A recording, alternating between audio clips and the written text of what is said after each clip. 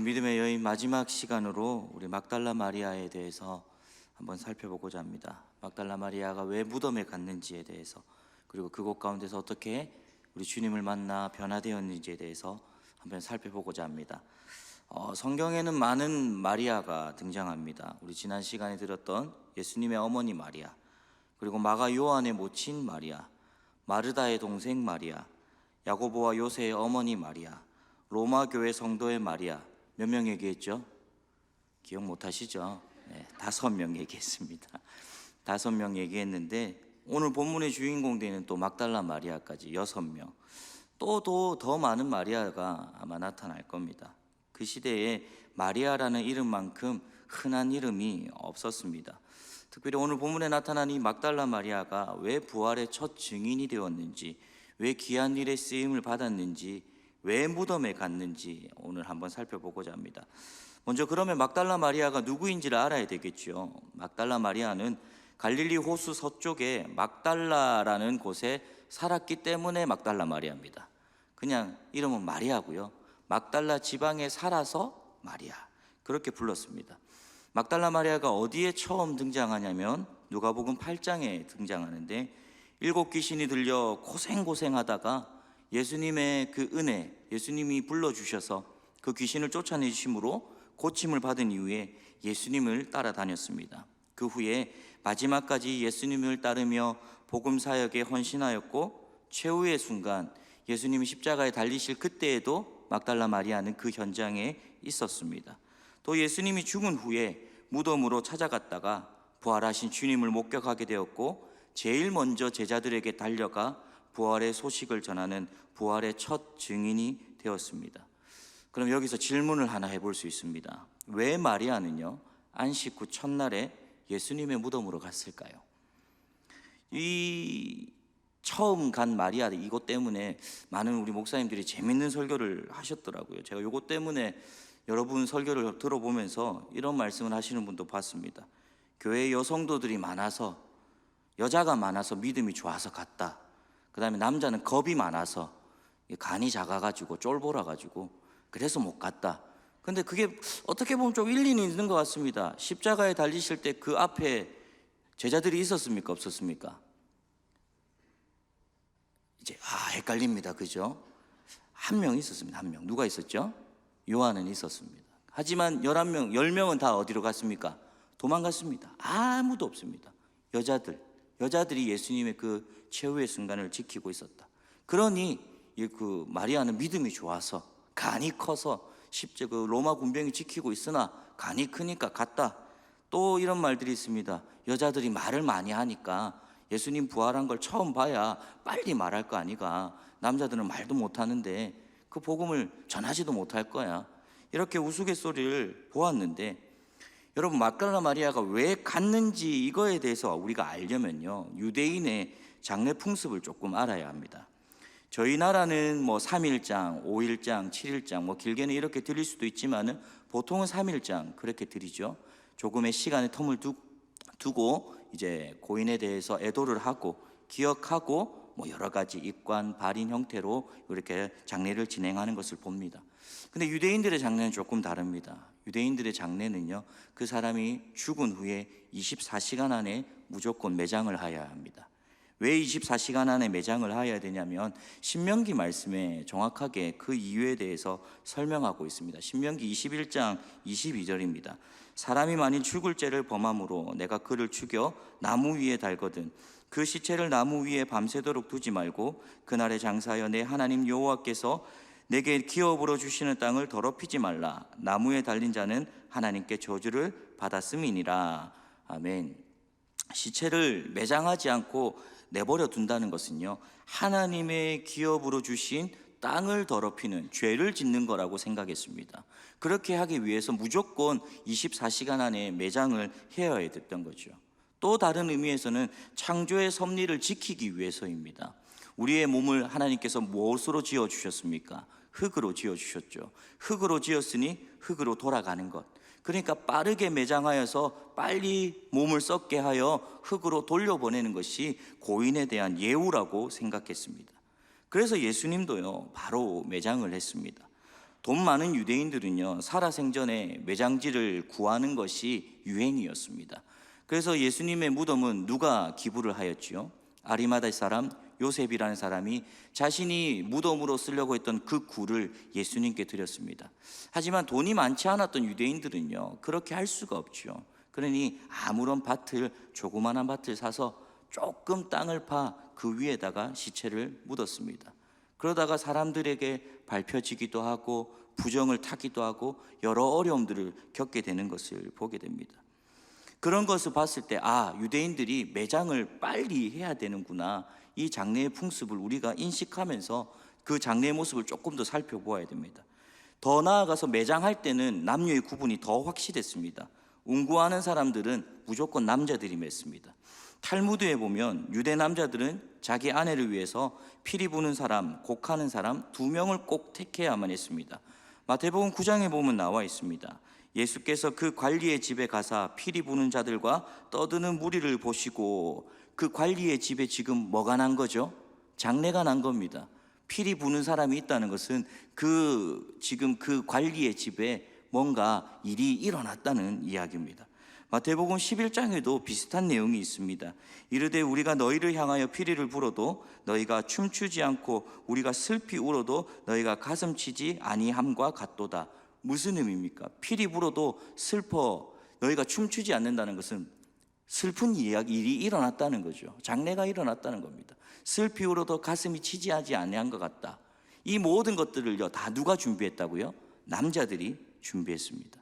시체를 운구하는 역할, 장례를 준비하는 역할을 남자들이 했다면요, 여자들의 역할은 따로 있었습니다. 여자들이 한 일은요, 시체에 향유를 바르고 세마포를 싸는 것은 누가 하였느냐? 여자들이 하였습니다. 왜 시체를 바르냐고 물었을 때 많은 사람들이 어떻게 대답을 합니까? 여러분들에게 질문해 보겠습니다. 왜 시체에 향유를 발랐을까요? 모르는 게 당연하죠. 저도 이거 찾아보니까 알겠더라고요. 보통 근데 대부분 이렇게 아마 생각하셨을 겁니다. 안 썩게 하기 위해서 바른 거 아닙니까? 그죠? 발라보면 잘 안 썩을 것 같으니까. 근데 이거는 틀린 대답입니다. 아까 말씀드렸지만 시체를 하루 만에 뭐 해야 된다고 했죠? 매장해야 됩니다. 흙은 흙으로 돌아가야 된다. 이스라엘에서는 어떻게든지 그 시체가 뭐 해야 되겠습니까? 빨리 썩어야 합니다. 그럼 그 썩게 되면요, 냄새가 많이 날까요? 냄새가 많이 안 날까요? 많이 나겠죠. 특히 우리나라는 그래도 사계절이 뚜렷하고 겨울에는 건조하니까 여러 가지 안 썩는 경우들이 많이 발생하지만, 그 이스라엘 지대는 건조한 기후, 사막 같은 기후이기 때문에 잘 썩었습니다. 그래서 그 썩는 냄새가 온 마을에 까딱 잘못하면 진동을 하는 겁니다. 그러니 그 냄새를 가리기 위해서 뭐를 바른다고요? 향유를 바르는 겁니다. 시체 냄새가 온 마을에 안 퍼지게 하기 위해서 여인들은 그 향유를 가지고 그 시체에 가서 향유를 발라 빨리 매장을 잘 하게 하는 것. 그럼 여기서 막달라 마리아가 왜 예수님의 무덤에 갔는지 이유를 알 수 있습니다. 왜 그렇습니까? 예수님이 죽었으니 그 시체 냄새가 덜 나게 하기 위해서 무덤으로 가는 겁니다. 그리고 그 무덤에 향유를 발라, 아이고 우리 예수님 이 시체가 잘 썩어야 될 건데, 냄새가 좀 덜 나야 될 건데, 이렇게 하고 향유를 바르러 간 겁니다. 그러면 여기서 또 질문을 할 수 있습니다. 마리아는요, 막달라 마리아는요, 예수님의 부활을 믿고 있었을까요? 믿지 않고 있었을까요? 믿지 않고 있었죠. 모르고 있었습니다. 그런데 중요한 사실은요, 이유가 어찌되었던 간에 막달라 마리아는 예수님의 무덤에 갔고 그 향유를 바르기 위해서 갔고 시체 냄새를 안 나게 하기 위해서 갔는데, 그 무덤에서 놀라운 일을 경험하게 됩니다. 주님의 부활을 보게 된 것이죠. 오늘 본문을 통해서 저는 2가지를 적용할 수 있다고 생각합니다. 첫 번째로는 증인은 항상 그 자리에 있어야 한다는 사실입니다. 마리아가 믿음이 좋아서 부활을 확신하여서 무덤으로 간 것이 아닙니다. 마리아는요, 그저 그 시대의 문화 풍습, 냄새 안 나게 하기 위해서, 우리 예수님 안 그래도 죽은 게 너무 비참한데 그 냄새까지 많이 나면 손가락질 하는 거 아니냐, 저거 예수의 무덤이지, 저 봐라 저 봐라, 저 냄새 나는 저 무덤, 향유도 안 칠해서 저 냄새 나는 저 무덤 아무도 돌보지 않는구나, 그냥 그것 때문에 향유 바르러 간 거예요. 근데 여기서 놀라운 사실을 발견하게 됩니다. 마리아가 그 자리에 있었기 때문에, 그곳에 있었기 때문에 예수님의 부활을 처음으로 목격할 수 있게 되었습니다. 증인의 자리에 있었기 때문에, 기적의 자리에 있었기 때문에 그 놀라운 은혜를 받게 되었다는 사실입니다. 사실 막달라 마리아는 전혀 몰랐습니다. 예수님이 부활할 거라고는 꿈에도 생각 못했습니다. 오늘 본문의 병행이 되는 마가복음 16장에 보면 부활에 대해서 전혀 생각이 없는 마리아의 말이 계속해서 언급되고 있는 것을 보게 됩니다. 마가복음 16장 3절입니다. 서로가 말하되 누가 우리를 위하여 무덤 문에서 돌을 굴려주리오 하더니, 이 향품을 준비해서 가져가서 바르려고 고민하지만 돌을 굴려줄 사람이 있습니까? 없습니까? 없습니다. 돌을 굴려주려면 많은 건장한 남자들이 와서 그 돌을 밀어줘야 되는데, 아시다시피 제자들은 다 도망갔고 남아있는 것은 여인밖에 없으니까 야, 이거 어떻게 해야지? 고민하면서 갑니다. 근데 4절을 보십시오. 눈을 들어본 즉 벌써 돌이 굴러져 있는데 그 돌이 심히 크더라. 아무 생각 없이 그저 향품 바르러 갔는데 돌은 굴러져 있고, 무덤에 들어가 보니까 예수님의 시체가 있습니까? 없습니까? 없습니다. 그리고 오늘 본문에 보니까 양 머리 밑 위에 발 그곳에 천사들이 딱 앉아 있어서 예수님이 살아나셨다 기쁜 소식을 전합니다. 그래도 마리아가 믿을 수 있습니까? 믿을 수 없습니까? 믿을 수 없습니다.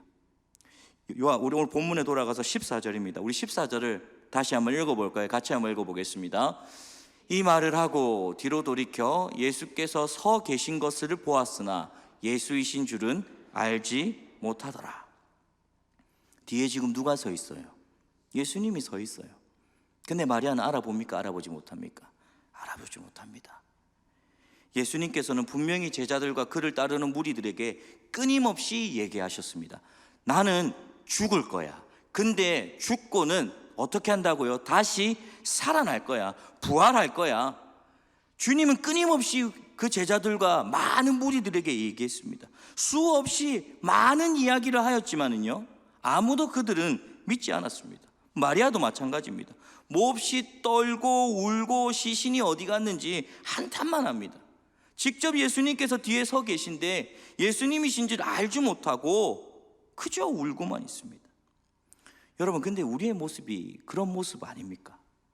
사람들은 늘 이러한 착각에 빠집니다. 내가 경험하고 내가 이해되는 예수님, 내가 이해하고 내가 사랑하는 그 하나님, 내 식, 내 방법, 내 뜻, 내 판단, 내 생각, 그걸로 하나님을 포장하고 계시진 않습니까? 근데 만약 내 삶에 내가 이해할 수 없는 일, 내가 생각할 수 없는 일, 내가 판단할 수 없는 그 하나님의 놀라운 기적의 역사가 나타났는데, 야, 그게 진짜로 일어납니까? 여러분, 그렇게 우리가 반응하고 계시지는 않습니까? 주님의 부활을 보지 못했으니, 주님의 그 승천을 보지 못했으니, 주님이 다시 오신다는 것을 분명히 말씀은 가르쳐주고 계신데 알 수 없으니 그거 진짜 됩니까? 혹시 이렇게 생각하고 계시지는 않습니까? 근데 여러분, 기억하십시오. 우리 주님은 그런 분이 아니십니다. 우리의 생각과 우리의 이해를 뛰어넘는 분이십니다. 주님은 말씀하신 대로 그대로 이루시는 전능하신 하나님이십니다. 능력의 하나님이십니다. 우리 주님은 반드시 다시 오실 겁니다. 그때가 언제인지는 모르지만 우리에게 약속하셨습니다. 내가 그때가 되면 천군천사의 나팔의 호령소리로 너희에게 와서 너희의 모든 아픔과 서름들을 다 뭐 하시리라? 갚아주시리라 약속하셨습니다. 그 하나님께서, 그 예수님께서 살아나신, 근데 여러분, 이게 인간의 판단과 생각으로 이해가 됩니까? 이해가 되지 않습니까? 이해할 수가 없죠. 이해할 수 있는 게 아닙니다. 이것은 믿음으로 받아들이고 믿음으로 우리가 확신해야 되는 겁니다. 그런데 주님께서 그런 확신할 수 없는 막달라 마리아에게 친히 찾아가서 말을 건네어 주십니다. 15절입니다. 우리 15절 한 번 더 읽어보겠습니다. 예수께서 이르시되 여자여 어찌하여 울며 누구를 찾느냐 하시니 마리아는 그가 동산지기인 줄 알고 이르되 주여 당신이 옮겼거든 어디 두었는지 내게 이르소서 그리하면 내가 가져가리이다. 아직도 압니까? 모릅니까? 모릅니다. 분명히 주님이 뒤에 서 계시다가 이제 알아차리지 못하니까 여자여 왜 우냐? 이렇게 물어봅니다. 그러니 마리아가 사랑하는 예수님의 음성 아닙니까? 그 예수님의 시체를 다 도망갔는데 나라도 가야지 닦으러 간 그 마리아가 예수님을 얼마나 사랑합니까? 근데 그 예수님이 마리아를 부릅니다. 여자여 왜 우느냐? 근데 마리아는 알아차립니까? 알아차리지 못합니까? 알아차리지 못합니다. 뭐라고 부릅니까? 주여. 정확하게 설명이 나와 있죠. 동산지기인 줄 알고 시체 어디 갔습니까? 시체 내어주십시오. 이해할 수 없고 내 생각과 상황대로 펼쳐지지 않았습니다. 근데 놀라운 것은요, 그 자리에서 주님이 마리아를 불러주시니 마리아의 눈이 바뀌어지기 시작합니다. 마리아의 눈이 뜰려서 부활의 증거를 목도하고 살아계신 예수님을 확인하게 되는 놀라운 기적의 역사를 체험하게 됩니다. 어떻게 할 때요? 주님이 마리아를 불러주실 때. 우리 주님이 우리를 만나주시면요, 우리는 모든 기적을 체험하는 은혜의 사람이 된 줄로 믿습니다. 부활의 현장, 그 자리에 있었던 것이 바로 축복입니다. 마리아는요, 그 부활의 현장에 있었기 때문에, 그 무덤에 있었기 때문에 부활하신 주님을 만날 수 있었습니다. 그 주님께서 친히 마리아를 찾아와 주셔서 그의 눈을 열어주시고 그의 생각을 열어주시고 그의 마음을 열어주셔서 부활의 열매를 직접 맛보게 하시니 마리아는 증인의 삶을 살 수 있게 된 것입니다. 아무도 모르고 아무도 알 수 없는 그때에 주님이 마리아를 만나 주심으로 부활의 증인이 됩니다. 여러분 기억하십시오. 사실은 마리아는 아무 한 일이 없습니다. 원래 마리아의 목적은 뭐였습니까? 향품을 바르러, 유향을 바르러 가는 것, 그게 마리아의 임무였습니다. 근데 마리아가 그 임무를 완수했습니까? 완수하지 못했습니까? 완수하지 못했죠. 근데 여러분, 마리아가 가장 잘한 일이 있습니다. 가장 잘한 것은 무엇일까요? 그 자리에 있었던 겁니다. 모든 것은 누가 하셨습니까? 바로 우리 주님께서 하셨습니다. 마리아가 그 현장에 있었을 때 우리 주님이 그 마리아를 바꿔주심으로, 죄인에서 의인으로 바꿔주심으로, 아무것도 할 수 없는 그 마리아를 모든 것을 할 수 있는 부활의 증인으로 삼아주시니 마리아는 이제는 그 부활의 능력으로 말미암아 증인의 삶을 살 수 있게 된 것입니다. 우리의 삶도 마찬가지입니다. 우리가 무엇을 할 수 있느냐? 사실 우리가 할 수 있는 게 있습니까? 없습니까? 우리가 할 수 있는 것은 사실 많이 없습니다. 아니, 아예 없습니다. 그런 능력도 없고요, 그렇게 할 만한 제목도 아닙니다. 부활의 능력을 체험하고 부활의 소식을 전하기에는 우리는 여전히 죄인이고 부족한 투성이지 않습니까? 매일매일 살아가면서 결단합니다. 이 죄에서 벗어나서 이제는 하나님과 함께 살아가야지 결단합니다. 하나님 용서해 주십시오. 이제는 주님과 함께 살아가겠습니다. 주님이 주시는 놀라운 은혜로 이렇게 행동하겠습니다. 아멘 결단하고 저 문 밖에 나가는 순간 우리는 똑같이 여전히 죄인된 습성으로 살아가고 계시지는 않습니까? 그런데 기억하십시오. 우리는 그렇게 변할 수 없습니다. 우리는 그렇게 바뀔 수 없습니다. 근데 우리 부활하신 주님께서 우리를 만나 주시면 우리는 변합니다. 부활하신 주님이 나와 늘 함께 계시며 우리는 그 변화된 삶으로 힘있게 살아갈 수 있음을 믿습니다. 이것이 우리의 증인이고 우리의 삶입니다. 그렇게 살아야 합니다. 부활을 확신하며 부활을 소망하며 살아갈 수 있는 귀한 은혜를 누구로부터 얻는 겁니까? 우리 주님으로부터 얻는 겁니다. 예수님이 와도 몰랐던 마리아, 그냥 주여 동산지기라고 생각했던 그 마리아, 시체 어디 있습니까? 시체 내주십시오. 아무 생각이 없던 그 마리아. 근데 주님께서 그 마리아를 만나 주심으로 인해서 마리아의 질문이 바뀝니다. 어떻게 바뀔까요? 16절에 그 뒤로 가보면 라보니, 선생님이라고 고백합니다. 알아차렸다는 거죠. 아, 주님 진짜로 살아나셨군요. 주님께서 말씀하신 그대로 살아나셨군요. 주님이 나와 함께 하시는 그 눈을 열어주시니 내가 주님을 바로 보게 되었습니다. 선생님, 라보니 고백할 수 있는 겁니다. 사랑하는 성도 여러분, 우리 주님께서 우리를 불러주셨습니다. 우리 주님께서 불러주셔서 지금 이 자리에 나와서 예배 드릴 수 있게 되었습니다. 우리 주님께서 불러주셔서 이 밤에 나와서 주님의 이름을 부르짖을 수 있게 되었습니다. 그 약속의 사실을 믿고 나아가는 저와 여러분들 되시기를 주님의 이름으로 축복합니다. 우리를 부활의 증인으로, 부활의 능력을 소유한 놀라운 사람으로 세워주셨습니다. 그 부활의 소망을 품고 이 땅 가운데 살아갈 수 있는 능력의 사람으로 세워주셨습니다. 그 부활의 소망을 온전히 묻고 부활의 능력으로 바라보는, 그 능력을 가지고 행하며 살아가는 저와 여러분 되시기를 주님의 이름으로 축복합니다. 두 번째로 우리가 적용해 볼 것은요, 우리는 증인된 삶을 살아내야 됩니다. 막달라 마리아가 찾아오신 예수님을 이제 알게 되었습니다. 라보니, 주여, 이제 알게 된 겁니다. 선생님. 그리고는 예수님께서 17절에 명령하십니다. 우리 17절 18절 조금 길지만 같이 한번 읽어보겠습니다. 예수께서 이르시되 나를 붙들지 말라. 내가 아직 아버지께로 올라가지 아니하였노라. 너는 내 형제들에게 가서 이르되 내가 내 아버지 곧 너희 아버지 내 하나님 곧 너희 하나님께로 올라간다 하라 하시니, 막달라 마리아가 가서 제자들에게 내가 주를 보았다 하고 또 주께서 자기에게 이렇게 말씀하셨다 이느니라. 아멘. 부활하신 주님은 봤어요. 그죠? 이제는 시각이 바뀌었다는 것도 알았어요. 근데 하늘로 올라간 것은 봤습니까? 안 봤습니까? 안 봤습니다. 아직 못 봤어요. 하늘로 올라가시기는 올라가실 것 같은데 아직 그 예수님이 누구 눈앞에 있습니까? 마리아의 눈앞에 있습니다. 근데 예수님께서 전하라 합니다. 자, 가서 내가 이제 하나님께로 간다고 전해라. 여러분, 이게 가서 할 수 있을까요?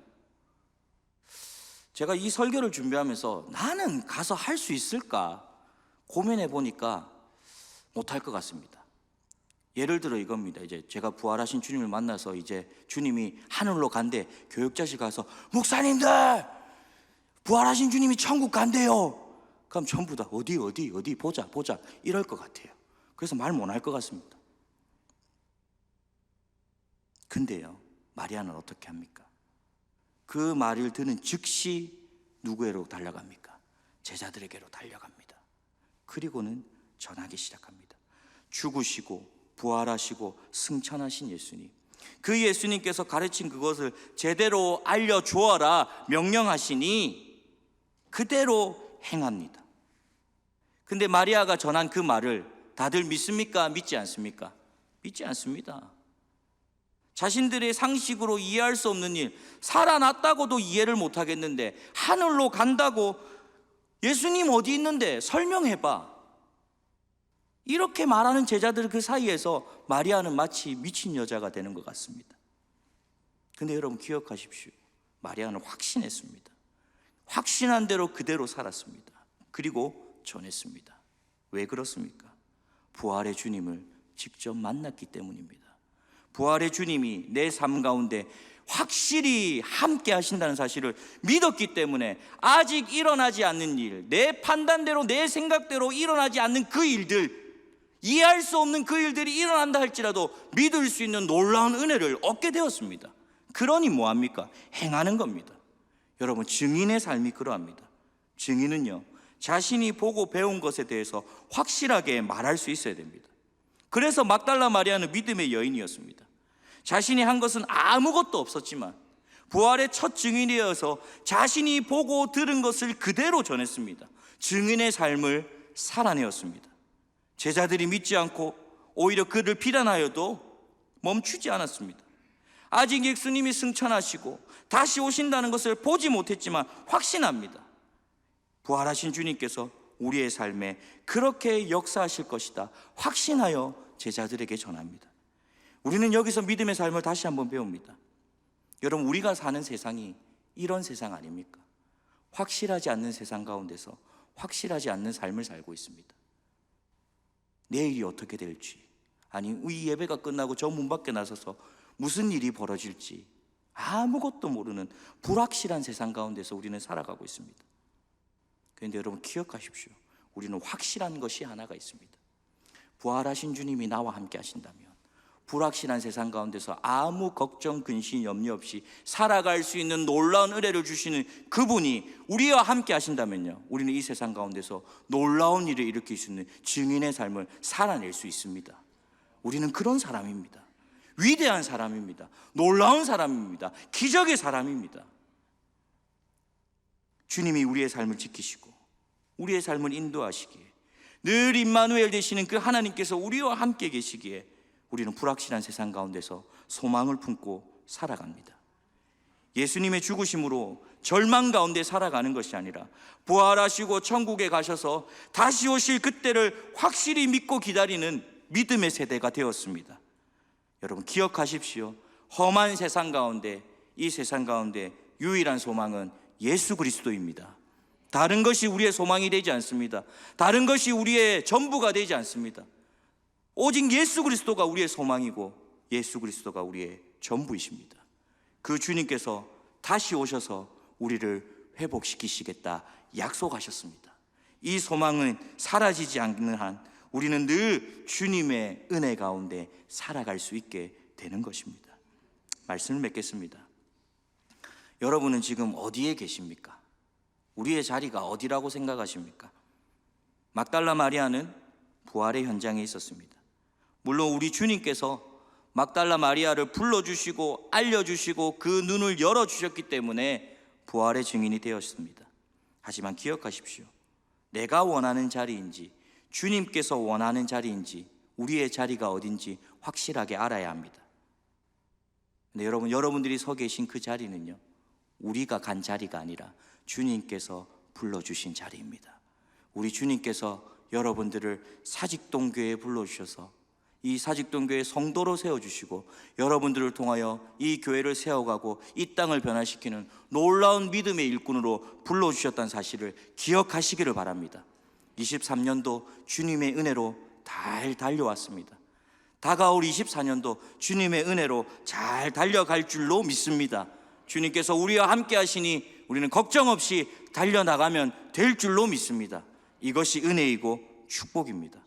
우리가 배우고 보고 배우고 듣고 배운 것 그대로 전하여서 온전히 증인된 삶을 살아 새해에는 하나님 주신 사명 가운데 실천하며 나아가는, 순종하며 나아가는 저와 여러분들 되시기를 주님의 이름으로 축복합니다.